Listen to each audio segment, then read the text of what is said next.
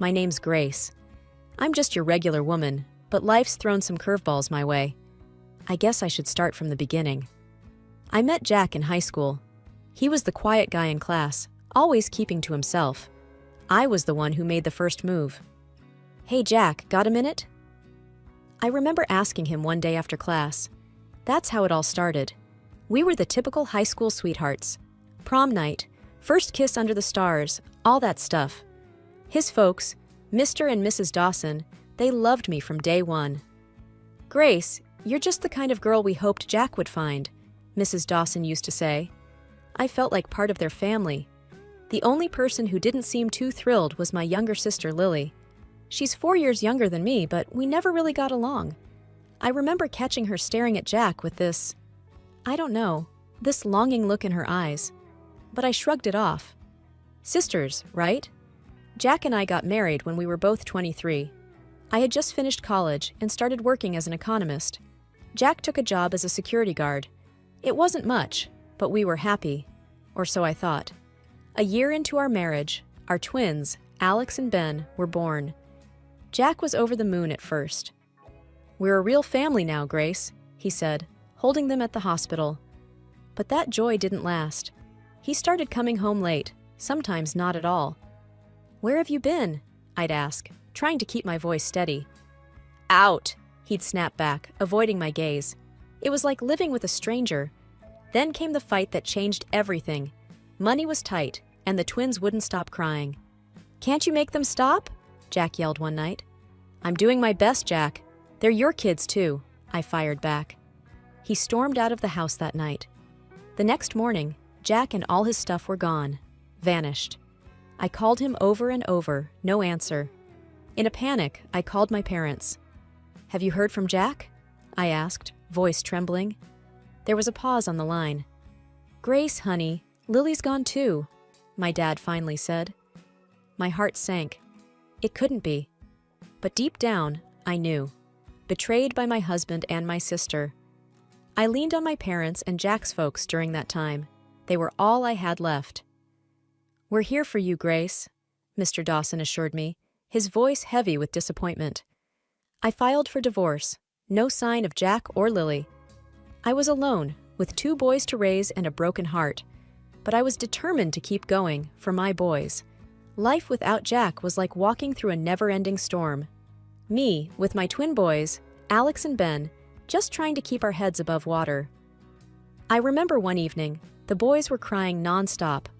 I was at my wits' end. That's when Mom called. "Grace, how are you holding up?" she asked, her voice full of concern. "Mom, it's tough. The boys won't sleep, and I'm exhausted," I admitted, feeling the tears coming. "Listen, honey, you're not alone in this. We're here for you, okay? Don't you forget that," Mom said firmly. That was Mom, always the rock in our family. Then there was Jack's dad, Mr. Dawson. He came over one day, just to check in. "Grace, I want you to know, we're just as upset with Jack as you are. You're still family to us," he said, sitting on our worn-out couch, looking around the small apartment I could barely afford. I just nodded, not trusting my voice. Mr. Dawson always had a way of making me feel like I wasn't a total failure. But the reality was, money was tight, real tight. I remember going through the bills, feeling like I was drowning. "How am I going to do this?" I whispered to myself. My dad came by one weekend to help out. He saw the stack of bills on the kitchen table. "Grace, you know we can help you out with this, right?" he said, his brow furrowed with worry. "I know, Dad. I want to do this on my own. I have to," I replied, trying to sound more confident than I felt. As the days turned into weeks, and the weeks into months, I settled into a routine. It was hard, no doubt about it. But every time I looked at Alex and Ben, with their big, innocent eyes, I knew I had to keep going. They were my world now, my everything. One day, after a particularly rough night, I dropped the boys off at my parents' place for a few hours. Just needed some time to breathe, you know? I sat in the park, watching other families. Kids running around, laughing. Parents watching over them, smiles on their faces. It hit me then, how much my life had changed. How much I had lost. But then I thought about what I still had: my boys, my family, a fighting spirit. I wiped away the tears, stood up, and walked back to my parents' house.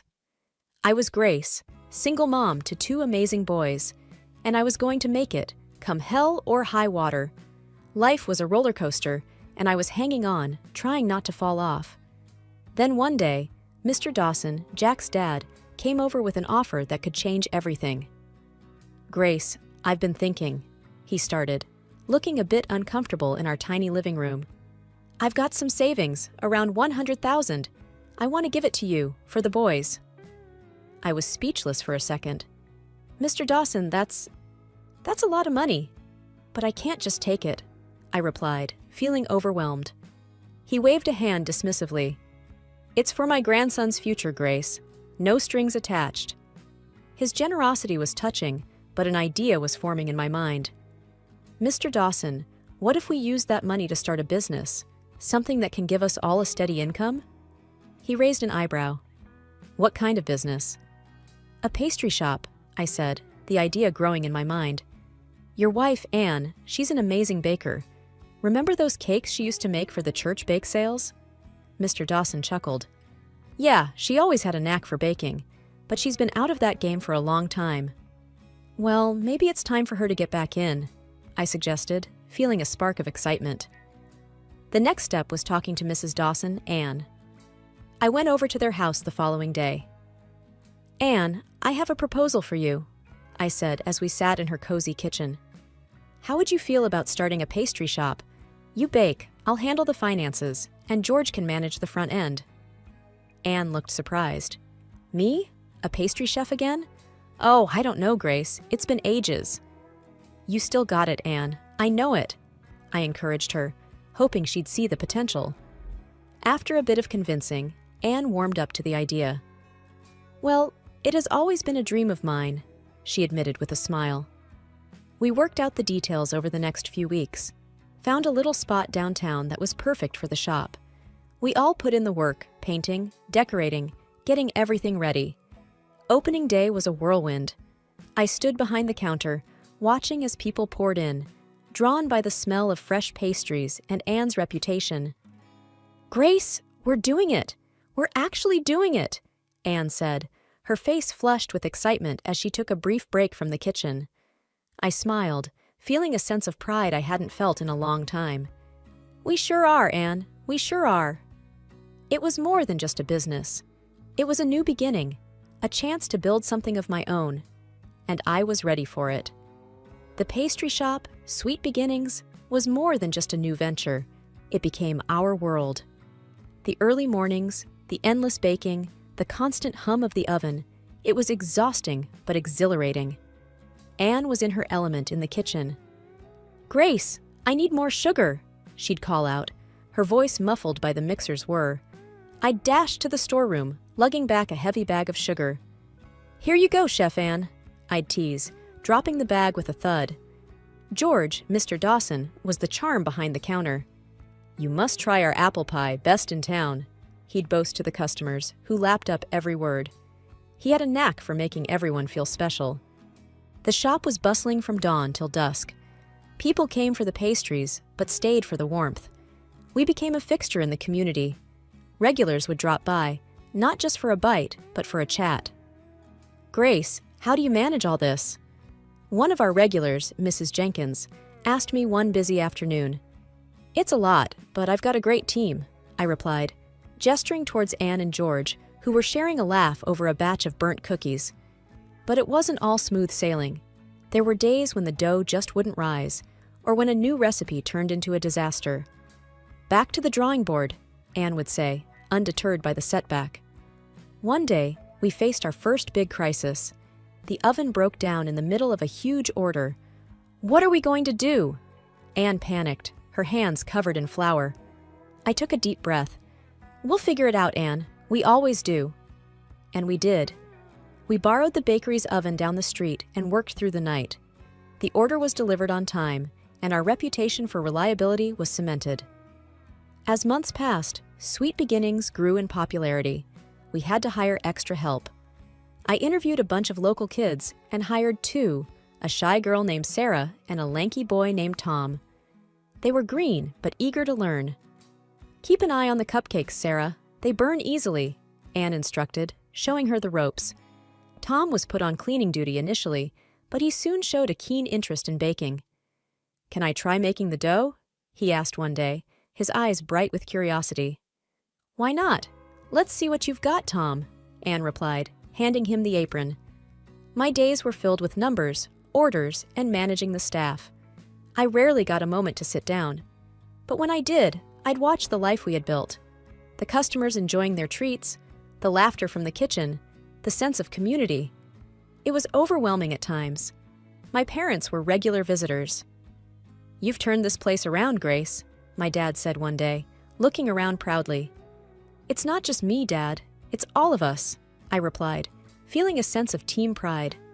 As the first anniversary of Sweet Beginnings approached, we planned something special. A big sale, free samples, the works. The shop was packed, the line stretching out the door. "Can't believe it's been a year," George said, wiping his brow as he served another customer. "It feels like just yesterday we were painting these walls," Anne added, taking a rare break from the kitchen. That night, after the last customer had left and the shop was cleaned, we sat down, exhausted but happy. "To 1 year of sweet beginnings and many more to come," I toasted, raising my coffee cup. "To family," George added, his voice thick with emotion. "To dreams," Anne said, smiling. We clinked our cups, the sound echoing in the empty shop. I looked at Anne and George, not just as my in-laws, but as my partners, my supporters, my family. Life at the pastry shop was chugging along just fine. We opened several branches in neighboring towns. It was difficult, but we managed. Once again. Then one day, out of the blue, my past decided to make a comeback. I was checking the shop's social media when I saw a message request. It was from Lily, my sister. My heart skipped a beat. I hadn't heard from her since she ran off with Jack. "Living the dream with your ex, sis," read the message, followed by a photo of her and Jack lounging on some exotic beach. I felt a mix of anger and disbelief. "Why now?" I muttered to myself. I tried to ignore it, but she kept sending more messages, each one a slap in the face. "Look at us, Grace. This could have been you, but you were too busy playing shopkeeper," another message taunted. I was boiling inside. During my break, I called Mom. "You won't believe who's messaged me," I said, trying to keep my voice steady. "Lily?" Mom guessed, her tone weary. "What does she want now?"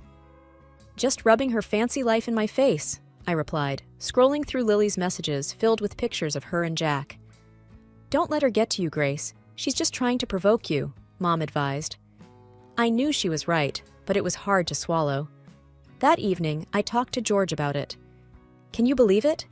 After all these years, she has the nerve to flaunt her life with Jack," I said, frustration evident in my voice. George shook his head. "Some people never change. Just ignore her, Grace." But ignoring her was easier said than done. Every new message from Lily was like a thorn pricking me. Pictures of fancy dinners, luxury hotels, endless bragging. It was too much. One day, I finally snapped. "What do you want, Lily? Why are you doing this?" I typed back, my fingers trembling with anger. Her reply was quick. "Just showing you what you're missing out on. It's not too late to join the fun side of life, Grace." I stared at the screen, my mind racing. Join her? After everything she had done? "No thanks, I've got everything I need right here," I typed back, trying to sound more confident than I felt. She sent a laughing emoji in response. "Suit yourself. Enjoy your little bakery." I blocked her. It felt like the only way to stop her poison from seeping into my life. But even after blocking her, her words lingered in my mind. I looked around the shop, at the customers enjoying our pastries, at my team working hard, at the life I had built. Lily could keep her so-called glamorous life.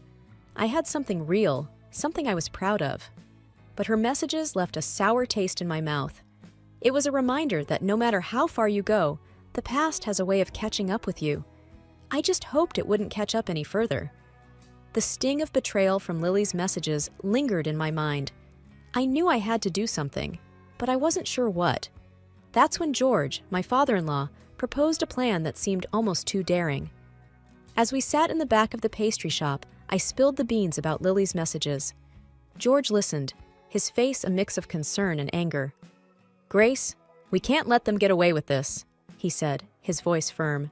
"We need to teach them a lesson." I was intrigued but cautious. "What do you have in mind?" George's eyes twinkled with mischief. "A fake will. We make them think they stand to inherit something substantial." It was a bold plan, but part of me was eager for some sort of retribution. "You think it will work?" I asked. "I'm sure of it. Greed can make people do foolish things," he replied confidently. I took a deep breath and sent Lily a carefully worded message.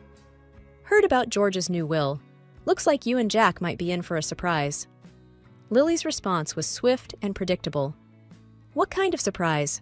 Tell me more." I played along, giving away just enough to keep her interested. "Can't say much. You should come back if you don't want to miss out." Then came the call from Jack.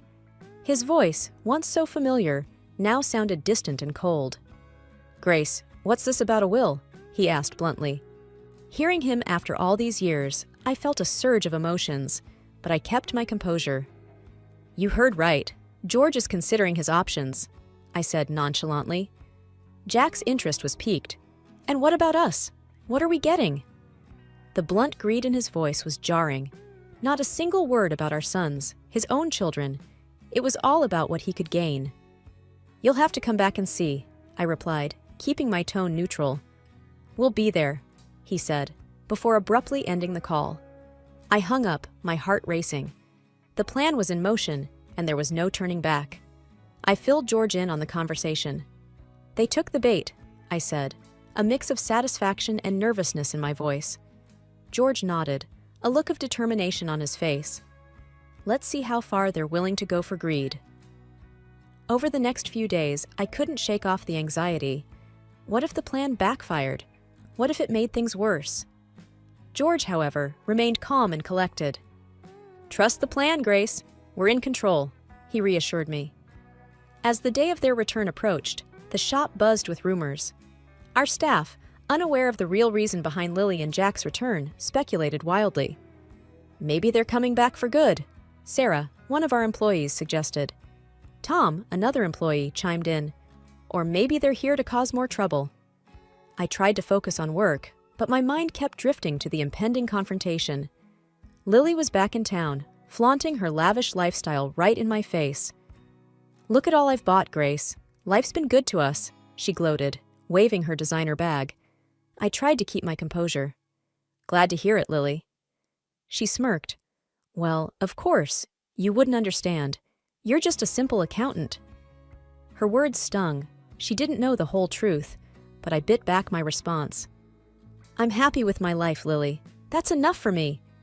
She scoffed. "You were always so boring, Grace. No wonder Jack left you for me." Before I could reply, George, Jack's father, stepped in.